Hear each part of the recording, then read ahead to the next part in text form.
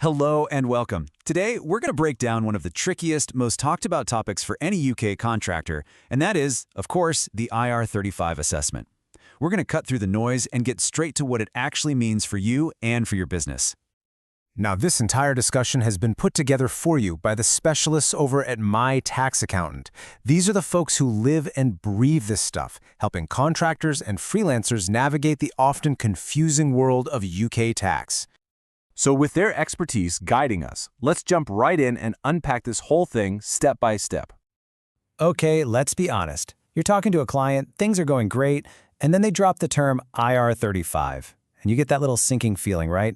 It's a totally normal reaction because, let's face it, the rules can feel, well, baffling, and the stakes are really high. But our goal today is to swap that anxiety for some real clarity.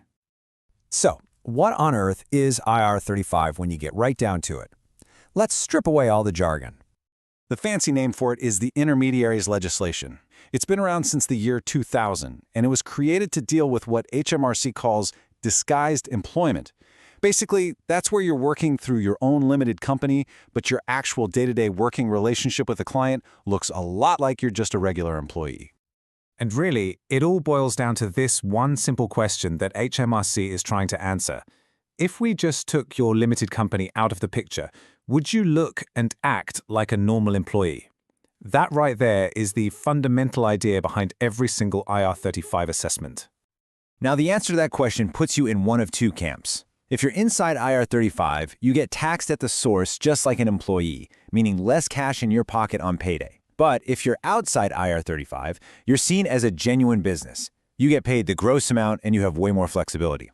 As you can imagine, this makes a huge difference to your bottom line. So, how is this decision actually made? It's definitely not just a gut feeling. It's based on decades of employment law, which has been pretty much boiled down to three key tests. First up is control. You know, how much is your client telling you how, when, and where to do the work? The more control they have, the more it looks like employment. Second is substitution. Do you have a real right to send someone else to do the job for you? If you can, that's a huge point in your favor. And third is mutuality of obligation, or MOO. Is there this unspoken expectation that they'll keep giving you work and you'll keep taking it? A real business-to-business relationship usually doesn't have that.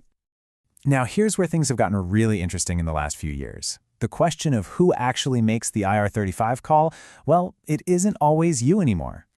See, if your client is a small private business, the decision is still on you.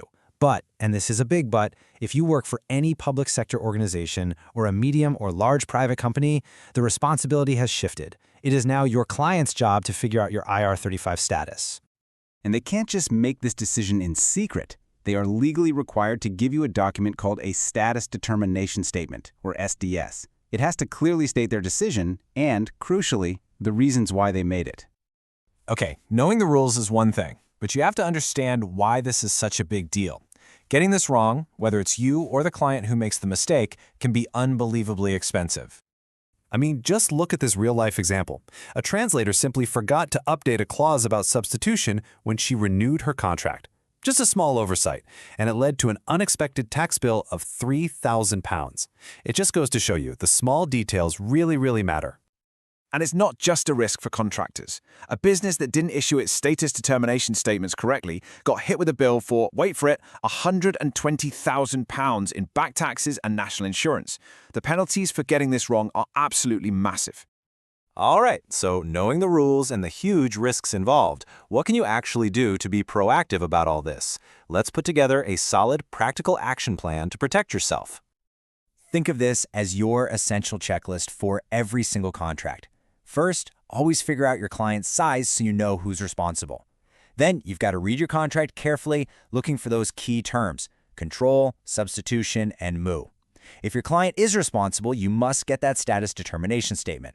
And look, it's so important to document everything and really understand how each outcome would affect you financially. Now, a checklist is a fantastic starting point, but let's be real, life isn't always that simple. What happens when you get a determination and you just think it's plain wrong? Or what if your working arrangement is complex and doesn't fit into a neat little box? Well, that's when you need to go a step further. For those tricky situations, or honestly, just for your own peace of mind, the smartest move is to get professional advice. The specialists at My Tax Accountant deal with these exact challenges every single day. They can give you tailored advice for your specific situation. You can reach them directly on WhatsApp, by phone, or email. When the stakes are this high, leaving it to chance is just not worth the risk.